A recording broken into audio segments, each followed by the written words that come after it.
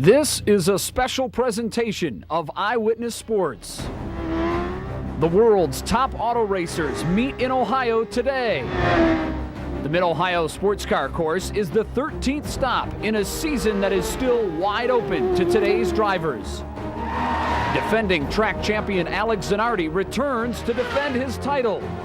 He's trying to pull away from the rest of the pack to win his first kart championship. In Zanardi's rearview mirror is Brian Herta. He holds this year's fastest lap at Mid-Ohio and is primed to take the checkered flag. I think a win at Mid-Ohio would just be so sweet. Herta's teammate Bobby Rahal hasn't won in 82 races.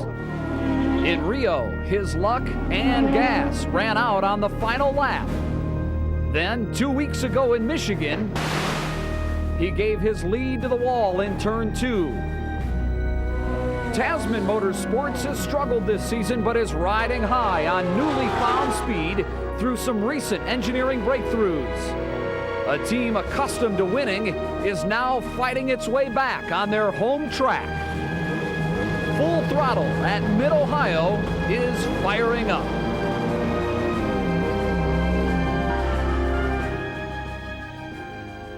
And you are looking at live pictures from Chopper 10 of Ohio's premier racetrack, the Mid-Ohio Sports Car Course, and we are just hours away from dropping the green flag.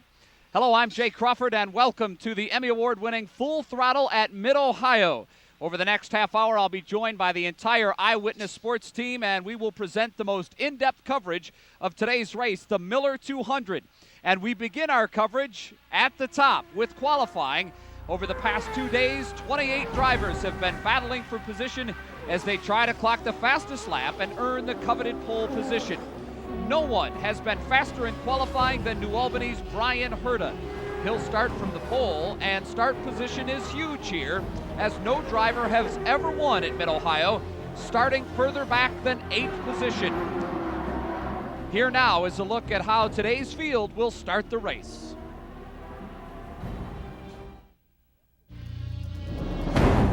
Brian Herta is the fastest man in Ohio. Yesterday, Herta secured the pole after 2 fantastic qualifying sessions. Brian's last pole was in Phoenix 2 years ago. He's yet to win a kart race. Herta is hopeful that this will be his breakthrough day. Well, this is definitely one of the favorites, no question about it. It's a fun race, and it's a fun weekend for our team because everyone comes up from Columbus. So, going to enjoy it, hopefully go fast, do real well, and enjoy the weekend. Starting next to Herta in the front row is rival Alex Zanardi. The PPG points leader has 3 wins this season and is just a fraction off the pole. Last year, Zanardi won here from the pole, and with Jimmy Vassar's runner-up finish, he gave the Target Ganassi team their first ever 1-2 finish. Greg Moore, Gilles DeFerrin, Dario Franchitti round out the top 5. Next, it's Mauricio Gugelmin, Scott Pruitt, Christian Fittipaldi, Jimmy Vassar, and Michael Andretti rounding out your top 10 qualifiers. Raul Boisel and Parker Johnstone start from row 6. As for Bobby Rahal, he'll start in the middle of the pack, qualifying 16th. This is Rahal's worst qualifying position ever at Mid-Ohio. He won this race in back-to-back years in 85 and 86 and has held the pole twice. You still get that special feeling when you come here? Oh, absolutely. Yeah, I mean, it would be impossible not to. Your next fastest local driver is Andre Ribeiro. He'll start from the 17th position behind Rahal. His season has been reborn after switching to the Renard chassis halfway through the season. He would love to have a good finish on this, his team's home turf. This is our home race. Everybody involved on the team is from this area, so will be a lot of people around here related to the team, and we need to have a good result for them. Ribeiro's Tasman teammate Adrian Fernandez will start from the 21st spot. Those starting from this far back in the pack have a long day ahead of them on a course not known for its passing opportunities. The kart season drifts into August. The heat and humidity can really take its toll. In fact, on a hot day, drivers can lose as much as 15 pounds during the course of a single race. However, today's cooler than normal temperatures will actually be a nice change, a welcome change for the drivers. It'll also give the drivers a little bit of advantage as the tires will certainly have a little bit more grip. To see what else this track can dish out, here's an inside look at the Mid-Ohio Sports Car Course. The track at Mid-Ohio is perhaps the most technical course on the kart circuit. There's a total of 13 curves lying in wait, with the most trouble in turns 4, 5, and 6. The drivers refer to this portion of the track as the S's. The S's make up the signature portion of the track, and while it certainly is the most dangerous, it also serves as the biggest opportunity for drivers to make passes. Defending track champion Alex Zanardi set the track's one-lap competition record last year of just over 66 seconds, averaging 122 miles an hour. The track is 2.25 miles in length, and the drivers will make 83 laps before seeing the checkered flag. And right now, the Atlantics are wrapping up their warm-up session. They'll actually race at 5 o'clock after the main race, the Miller 200. That will be the final race of the day.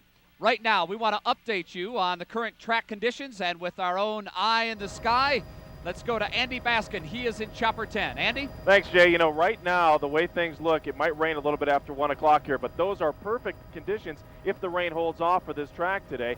Mild temperatures, those are all good news for these racers. Now, cool temperatures are also good news for the wear and grip on the tires. Goodyear and Firestone are at war trying to provide the best rubber compound to give the best grip and durability during these competitions. All right, now if the winds stay calm this afternoon and things stay pretty good down on the course, we expect nothing but good things, and this race to start right on time at 3 o'clock. Jay? All right, Andy Baskin reporting live from Chopper 10, high above Mid-Ohio. Thanks a lot.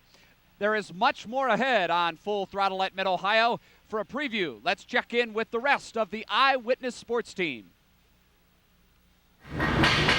I'm Dom Tiberi in the Tasman Garage, and coming up, I'll introduce you to a lady that is truly in a league of her own. Now let's check in with Andy Baskin. Thanks, Dom. You know, there's more to the Tasman Motorsports Group than just kart racing. I'm Andy Baskin. That story coming up, but first, let's check in with Mike Gleason. Thanks, Andy. I'm Mike Gleason in the Team Rahal Garage, and coming up next, we'll talk with Brian Herta, who would love nothing more than to pick up his first victory this afternoon at Mid-Ohio. And we'll be back with more Full Throttle at Mid-Ohio right after this. Full Throttle at Mid-Ohio is sponsored by Firestone Tires, Honda, and Miller Beer.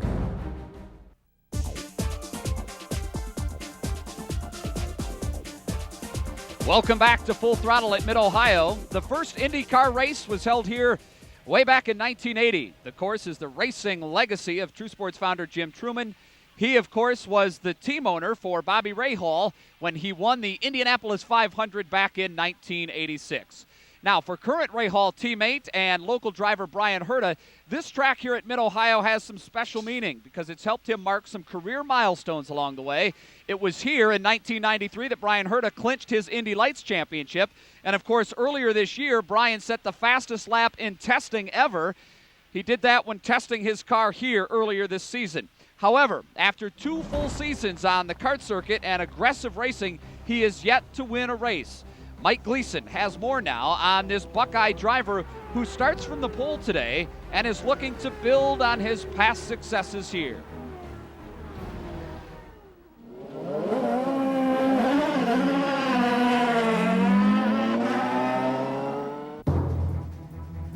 Every Indy driver envisions themselves driving into the winner's circle, but few are as hungry as Brian Herta.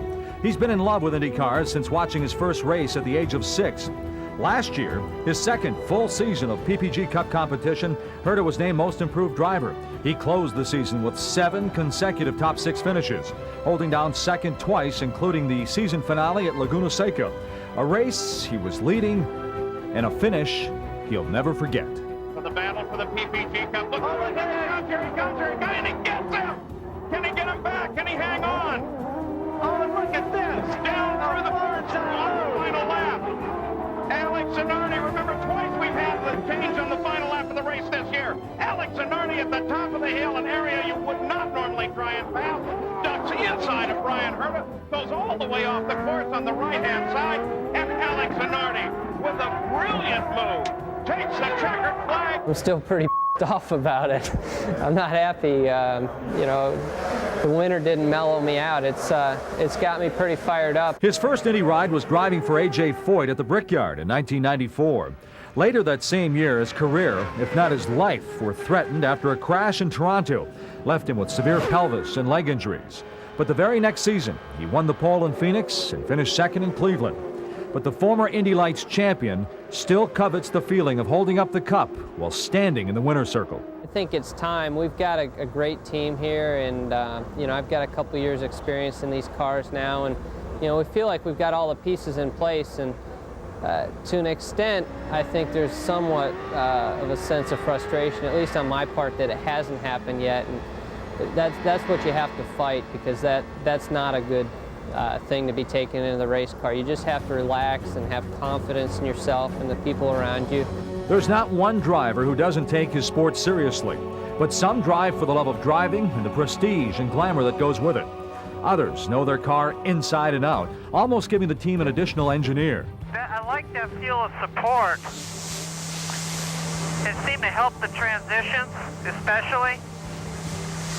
So we lost a little rear grip with it. I like to try and, you know, help the engineers along with how the car's handling and what kind of changes we can make to adjust it or to make it better. And I think we've got a good working relationship that way. I think it's an advantage for us. I might be hitting a little bit, I'm not sure, in between in some of these chicanes. I might be smashing the car and flying it too. When most people think of Indy cars, the first thing that comes to mind is speed. And the truth is, if you don't have it, you don't win. But there's so much more involved with these million-dollar machines. And there's an unbelievably fine line between a good ride and a bad one. When the car is working properly, it's really nice. And you can relax more in the car. When the car is not doing what you want it to, you're more tense and you're on edge. And so you end up working a lot harder. The thing that everybody can sort of relate to is driving their car on the road, and you know, all I can say is I just wish it were like that. The fact that we're in a lot of corners over 4 G's of cornering force and definitely over 4 G's under braking, all those forces just working on your body, acting on you all the time. So when you watch this afternoon's race, keep an eye on the shell car.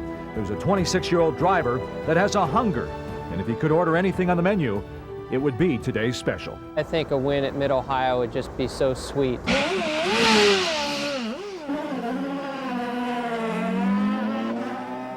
I'm Mike Gleason for Full Throttle at Mid-Ohio. All right, Mike, thank you very much. Now, with Bobby Rahal starting in the 16th spot, normally he has the crowd support. Brian Herta could be a fan favorite here today. Well, in just about every sport, an argument can be made that women and men cannot compete as equals.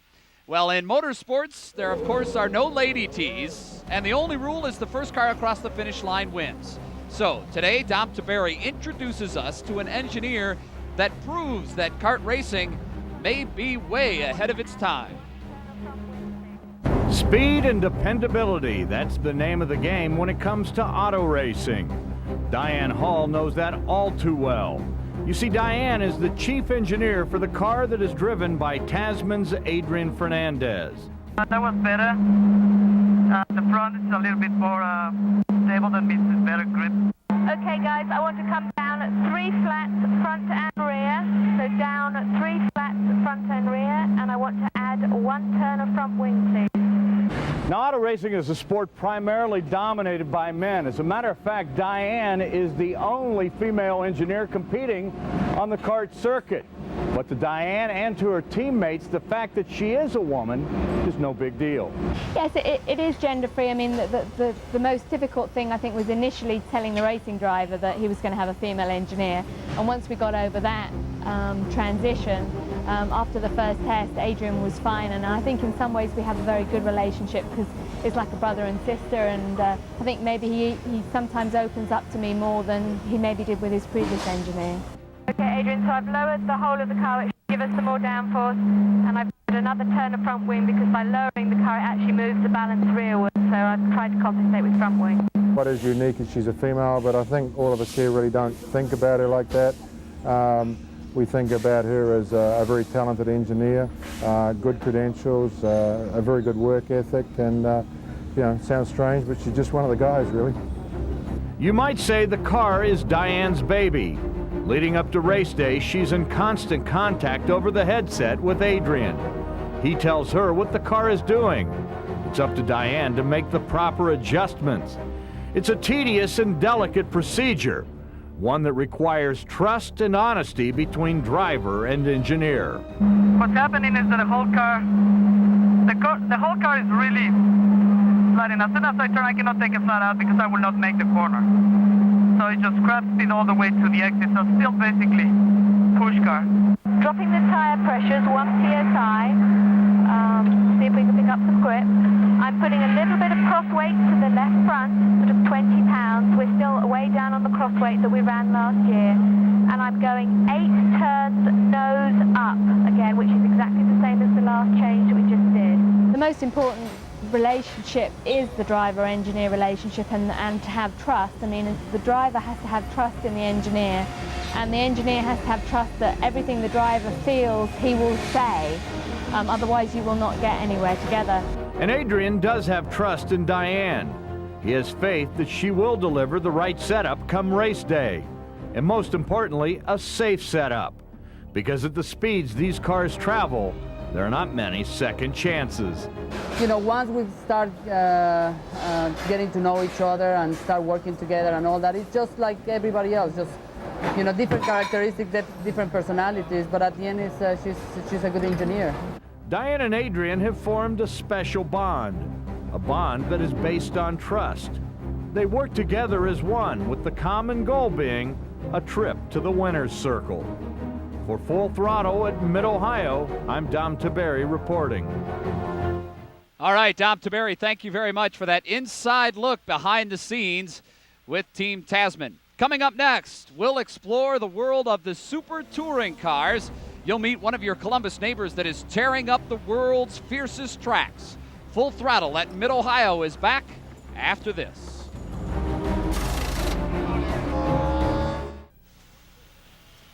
And welcome back to Full Throttle at Mid-Ohio. You know, we're all familiar with Ray Hall, Herta, Ribeiro, and Fernandez, but one name you may not be familiar with is the name of Neil Crompton.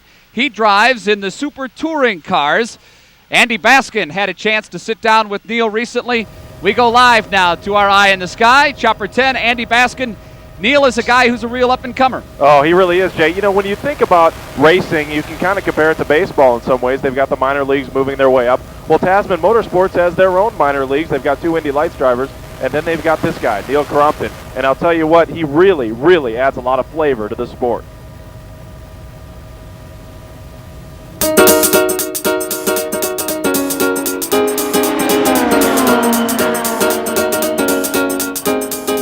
The Tasman Motorsports family tree has branched out to the touring car series. Neil Crompton proudly wears the team logo, and this Australian now calls Columbus home. Position in the car doesn't matter. However, when you drive on the roads around here, that's a slightly different deal, so the people of Columbus should beware. There's an Australian out there who could be very, very dangerous. What he brings to the track is one of the best touring car drivers in the world. At 37 years old, his career started at just 11. It's been a great ride that's taken this international star to the top of his sport. It's supposed to reflect the kind of cars that you and I drive on the road, in terms of its size, in terms of the way that it looks, in the way that it performs, and so on. So this is the racing version of that. Having said that, it's a fairly thoroughbred version. When you look inside and around this car, it's a very different animal to the cars that you and I do drive on the road. You know, if we had to build that car from new, we're talking about $350,000. That's a pretty different Honda Accord to the one that you can get at the local Honda dealer. Crompton's success in the racing world has been well known, but what happens after the checkered flag is what makes Crompton very unique. What he does is he trades in his steering wheel for another tool of the trade when he picks up his microphone and works on Australian television. Over nearest rival Mark Blundell, in form once again, Bobby Rahal third. Now, I found a lurker in the pit lane here. Derek Daly, welcome. You're working for Canadian Broadcasting this weekend. It's great to have you on Network 10's RPM program. I'm moonlighting and trying to just broaden my experience. I've had some exposure to doing television work in Australia through a couple of the networks down there. I like it, but no, I'm not Greg Norman. I'm not a superstar. I'm just an ordinary guy from Sydney. Talk us, what actually did happen this day, Neil? This is what's regarded as a nightmare, a horror story, in fact. Well, we got Here's 100 your metres down. This is my car off the line at Bathurst. Yes. Wayne's on the right. I got a better start than the chief, and somewhere in here there's Phil Ward, and all of a sudden 3 cars don't go into 2. Right. And bang. And bang, that's the wall, and that's me swearing, which makes the picture break up. Although he's successful as both a broadcaster and a racer, his dream is to pilot an Indy car. He's already tested the Tasman vehicles and dreams about the day he might make the big switch. Nothing would give me more joy than to grab Andre's or Adrian's car and maybe give them a bad feed the night before so they can't drive the car, and ta-da, I'm standing there with my helmet. I don't know. But no, realistically, I'd love to do that, but I don't think that that's going to happen, but you never say never in this life. Andy Baskin, Full Throttle at Mid-Ohio. And we know for sure that Andy is one of the good guys because the channel he broadcasts on in Australia, of course, Channel 10. We'll be back with some final thoughts from Mid-Ohio as they get set for the Miller 200. You're looking at the paddock area here at the racetrack. We'll be back to wrap up our show right after this. Full Throttle at Mid-Ohio is sponsored by Firestone Tires, Honda, and Miller Beer. Officially, we are now just over 2 hours away from race time. And as we leave you, here's a quick look at the PPG Cup standings heading into this, the 13th race of the season, with only 4 more to go. For the entire Eyewitness Sports team, I'm Jay Crawford, reminding you we'll have complete coverage of today's race on Eyewitness News at 6:30, and of course, more tonight on Wall to Wall Sports at 11:30. On behalf of the entire Eyewitness Sports team, thanks for watching Full Throttle at Mid-Ohio.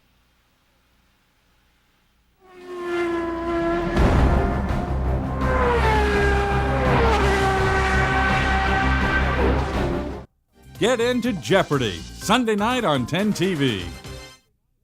I'm swimsuit model Rebecca Romaine, and this is where I live. Please don't litter where I live. I want to come home and be positive. Swimsuit models have feelings too, but when you litter, we get mad at you. Please don't litter, don't you care? I'm so mad I could pull your hair.